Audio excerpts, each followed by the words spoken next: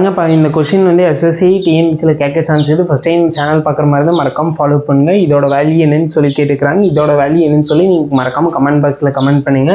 First மொத்தம் எவ்வளவு number இருக்குது ஃபர்ஸ்ட் ஃபைண்ட் பண்ணுங்க. 2 4 6 எல்லாமே இரட்டைப்படை எண்ண வந்துக்குதா? 6க்கு அடுத்து என்ன வரும்? 8 8க்கு அப்புறம் 10 மொத்தம் எவ்வளவு நம்பர் இருக்குது? 5 நம்பரா? n = 5 ஃபைண்ட் பண்ணிட்டோமா? அடுத்து என்ன பண்ணீங்கன்னா எவ்வளோ நம்பர் வந்துச்சோ அந்த நம்பரை போட்டுக்கோங்க. 5 இன்ட்டு அடுத்து மல்டிப்ளேஷன் பண்ணி இங்கே எந்த நம்பர் வந்துச்சோ அந்த நம்பரோட ஒன்று ஆட் பண்ணிங்க.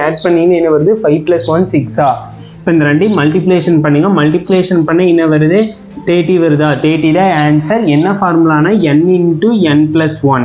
இரட்டைப்படை எண்களாக இருந்துச்சா அதோட கூடுதலுக்கு வந்து என்ன ஃபார்முலானா n × n + 1. இதில் சப்ஸ்டியூட் பண்ணிங்கன்னா 30 வருது.